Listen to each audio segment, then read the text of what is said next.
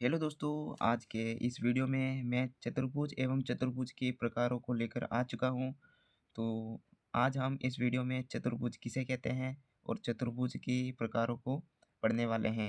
जैसे कि आयत भी एक चतुर्भुज है, वर्ग भी एक चतुर्भुज है। ऐसे हम समांतर चतुर्भुज, समलंब चतुर्भुज उनको सभी को एकदम बिल्कुल आसान भाषा में परिभाषा एवं एग्जाम्पल के साथ लेकर आया हूँ। तो इस क्लास को एंड तक ज़रूर देखना और अगर इस चैनल पे नए हो तो चैनल को सब्सक्राइब कर दीजिए, ठीक है? तो शुरू करते हैं हम सबसे पहले चतुर्भुज क्या होता है? तो चतुर्भुज किसे कहते हैं उसको देखते हैं। तो चार भुजाओं से घिरी हुई बंद आकृति को चतुर्भुज कहते हैं, ठीक है? चार भुजाओं से घिरी हुई बंद आकृति को चतुर्भुज कहते हैं। ये है चतुर्भुज, ठीक है? और चतुर्भुज की परिभाषा को समझने से पहले हमें भुजा किसे कहते हैं उसको समझना पड़ेगा, ठीक है?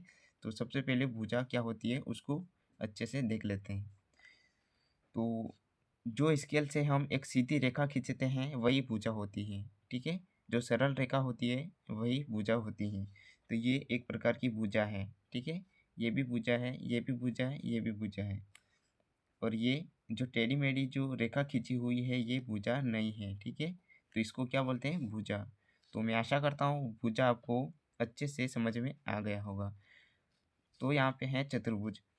चतुर्भुज की डेफिनेशन आपको अच्छे से समझ में आ जाएगी। चार भुजाओं से घिरी हुई बंद आकृति को चतुर्भुज कहते हैं। अब हम एग्जाम्पल के थ्रू चतुर्भुज की परिभाषा को समझते हैं। चतुर्भुज की परिभाषा क्या दे रखी है? चार भुजाओं से घिरी हुई बंद आकृति को चतुर्भुज कहते हैं। जैसे कि यहाँ पे चार भुजा हैं, 1, 2, ये 3, ये 4।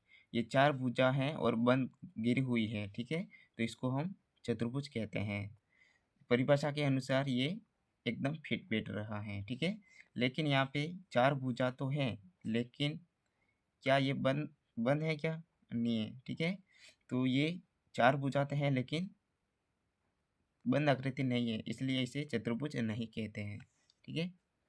अब बात करते हैं चतुर्भुज के प्रकारों की। आशा करता हूँ ये चतुर्भुज क्या होते हैं वो आपको समझ में आ गया होगा। अब हम चतुर्भुज के प्रकारों को देखने वाले हैं एक-एक करके, ठीक है? तो सबसे पहला चतुर्भुज है हमारे पास आयत। आयत को इंग्लिश में रेक्टेंगल कहते हैं, ठीक है? तो जो आयत होता है वो भी एक प्रकार का चतुर्भुज ही होता है, लेकिन किस प्रकार का चतुर्भुज होता है वो यहाँ पे हम पढ़ेंगे, ठीक है? तो आयत क्या होता है?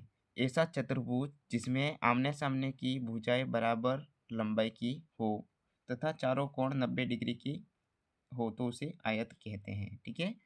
तो परिभाषा क्या कह रही है कि ऐसा चतुर्भुज जिसमें आमने-सामने की भुजाओं की जो लंबाई होती है वो बराबर होती है, ठीक है? और चारों कोण 90 डिग्री के होते हैं, तो वो आयत कहलाता है।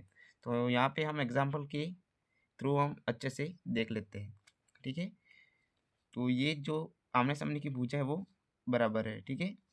ये भी 5 सेंटीमीटर है और ये भी 5 सेंटीमीटर है। और इन दोनों में भी आमने-सामने की भुजा कितनी है? ये 3 सेंटीमीटर है और ये भी 3 सेंटीमीटर है और इनके चारों कोण 90 डिग्री के हैं। तो ये परिभाषा के अनुसार एकदम फिट बैठ रहा है। तो ये कौन-सा है? ये आयत है, ठीक है? और यहाँ पे दूसरा एग्ज़ाम्पल लेकर भी समझ लेते हैं। यहाँ पे क्या है? इसमें क्या है कि दो आमने-सामने की भुजा तो समांतर है, सॉरी 2 आमने-सामने की भुजाएँ समान है, ठीक है? ये भी 6 सेंटीमीटर है और ये भी 6 सेंटीमीटर है और यहाँ पे भी 2 आमने-सामने की भुजाएँ एक समान है, ठीक है? ये 2 सेंटीमीटर है और ये भी 2 सेंटीमीटर है। लेकिन यहाँ पे कोण जो है वो 90 डिग्री के नहीं दे रखे हैं, तो ये आयत नहीं होगा, ठीक है? आशा करता हूँ ये आयत की परिभाषा आपको बिल्कुल आसानी से समझ में आ गया होगा, ठीक है? अब बात करते हैं हम वर्ग की। वर्ग क्या होता है? तो वर्ग होता है, इसको इंग्लिश में वर्ग को स्क्वायर कहते हैं, ठीक है? तो वर्ग की परिभाषा को यहाँ पे देख लेते हैं, फिर एग्जाम्पल के थ्रू इसको अच्छे से समझ लेते हैं। ऐसा चतुर्भुज जिसमें चारों भुजाएँ बराबर लंबाई की हो तथा चारों कोण 90 डिग्री की हो तो वह वर्ग कहलाता है, ठीक है?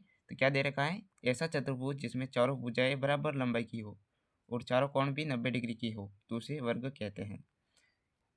यहाँ पे देखो चारों भुजाएँ बराबर लंबाई की हैं, ठीक है। ये 4 सेंटीमीटर है, ये भी 4 सेंटीमीटर है, ये भी 4 सेंटीमीटर और ये भी 4 सेंटीमीटर ही है, ठीक है। और इनके चारों कोण कितने 90 डिग्री के हैं, तो ये वर्ग कहलाएगा, ठीक है। ये एग्जाम्पल सॉरी ये परिभाषा के आधार पर ये एकदम फिट बैठ रहा है, तो ये है वर्ग, ठीक है। और यहाँ पे देख लेते हैं, चारों भुजाएं तो समान है, ठीक है। ये 7 सेंटीमीटर है, ये 7 सेंटीमीटर है और ये भी 7 सेंटीमीटर है। मतलब चारों भुजाओं की लंबाई है वो तो एक समान है, लेकिन इनमें जो कोण है वो 90 डिग्री के नहीं है, तो ये ये वर्ग नहीं कहलाएगा, ठीक है। अब बात करते हैं हम तीसरे चतुर्भुज के बारे में। तीसरा चतुर्भुज है हमारे पास समांतर चतुर्भुज। समांतर चतुर्भुज क्या होता है उसको भी हम एग्जाम्पल लेकर अच्छे तरीके से समझ लेते हैं, ठीक है। यहाँ पे है ऐसा चतुर्भुज जिसमें आमने सामने की भुजाएं समांतर हो तो समांतर चतुर्भुज कहलाता है। यहाँ पे एक बात आपको समझनी पड़ेगी कि वर्ग और आयत इस दोनों में दो दो पॉइंट आपको ध्यान में रखने चाहिए थे। कौन कौन से? एक तो भुजाएं और एक कोण के बारे में, ठीक है। भुजा के बारे में और कोण के बारे में। लेकिन अब जो समांतर चतुर्भुज मतलब कि यहाँ से जो चतुर्भुज की हम बात करने वाले हैं वहाँ पे केवल आपको भुजा के बारे में ही पढ़ना पड़ेगा, ठीक है। इसमें कोण का बिल्कुल जिक्र नहीं होगा, ठीक है। तो समांतर चतुर्भुज क्या होता है उसको यहाँ पे समझते हैं। ऐसा चतुर्भुज जिसमें आमने सामने की भुजाएं समांतर होती हो उसे समांतर चतुर्भुज कहते हैं। सबसे पहले समांतर चतुर्भुज को बढ़ने से पहले समांतर रेखाएं क्या होती है उसको समझना पड़ेगा। तो सबसे पहले मैं समांतर रेखाएं क्या होती है उसको बता देता हूँ।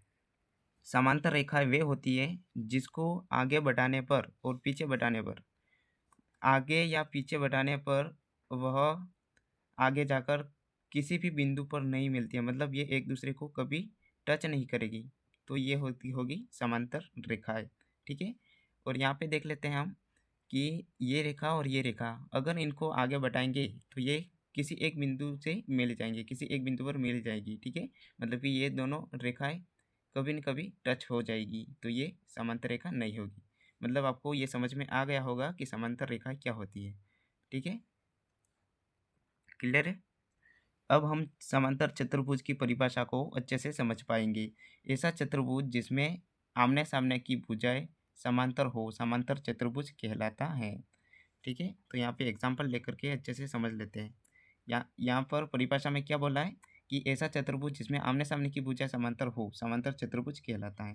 मतलब कि जो ये आमने सामने की जो भुजा है वो समांतर होनी चाहिए, मतलब कि ये कभी न कभी आगे जाके एक दूसरे को टच नहीं होनी चाहिए ये रेखा, ठीक है। तो ये है एक दूसरे के समांतर और ये दो भुजा है वो भी एक दूसरे के समांतर हैं, ठीक है। तो ये है समांतर चतुर्भुज।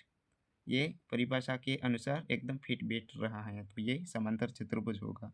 लेकिन यहाँ पे ये जो दो रेखा है वो तो समांतर है, मतलब ऊपर वाली जो रेखा है वो और नीचे वाली जो रेखा है वो तो समांतर है, वो तो कभी नहीं काटेगी। लेकिन जो ये खड़ी वाली जो रेखा है वो कभी न कभी किसी बिंदु पर एक दूसरे को काटेगी, तो ये समांतर चतुर्भुज नहीं होगा, ठीक है। तो समांतर चतुर्भुज आपको समझ में आ गया होगा।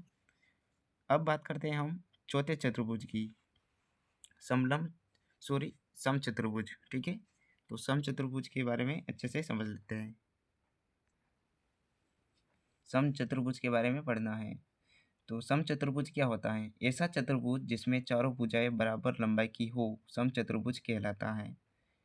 ऐसा चतुर्भुज जिसमें चारों भुजाएं बराबर लंबाई की हो तो उसे चतुर्भुज सम चतुर्भुज कहते हैं, ठीक है। तो यहाँ पे देख लेते हैं कि ये चारों भुजाएं वो बराबर है, ठीक है। मतलब कि चारों भुजाओं की लंबाई एक समान है। ये 6 सेंटीमीटर है, ये भी 6 सेंटीमीटर है, ये भी 6 सेंटीमीटर है और ये भी 6 सेंटीमीटर है। मतलब परिभाषा में क्या है? ऐसा चतुर्भुज जिसमें चारों भुजाएं बराबर लंबाई की हो तो उसे समचतुर्भुज कहलाता है, ठीक है। इसमें कोण के बारे में बिल्कुल भी जिक्र नहीं होगा, ठीक है। कोण के बारे में केवल आयत और वर्ग के इन दोनों में ही कोण को बताना पड़ेगा, ठीक है। तो ये है हमारे पास समचतुर्भुज एकदम फिट बैठ रहा है, तो ये एक समचतुर्भुज होगा। ये भी एक समचतुर्भुज होगा क्योंकि उसकी चारों भुजाएं बराबर लंबाई की हैं, ठीक है। ये 2 सेंटीमीटर है, सॉरी ये 2 मीटर है, ये भी 2 मीटर है, ये 2 मीटर है, ये भी 2 मीटर है, तो ये भी एक समचतुर्भुज होगा। ठीक है, तो मैं आशा करता हूँ ये समचतुर्भुज की परिभाषा और समचतुर्भुज आपको अच्छे से समझ में आ गया होगा। एग्जाम्पल के अनुसार मैंने अच्छे से समझा दिया है। ठीक है, तो अब बात करते हैं हम पांचवें चतुर्भुज की। पांचवा चतुर्भुज है समलंब चतुर्भुज। ठीक है, समलंब चतुर्भुज किसे कहते हैं उसको अच्छे से समझेंगे।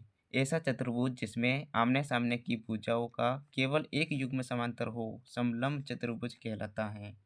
ठीक है, तो क्या है ऐसा चतुर्भुज जिसमें आमने सामने की भुजाओं का केवल एक युग्म समांतर हो समलंब चतुर्भुज कहलाता है। ठीक है, समलंब चतुर्भुज कहलाता है। तो हम यहाँ पे एग्जाम्पल लेकर के अच्छे से समझ लेते हैं।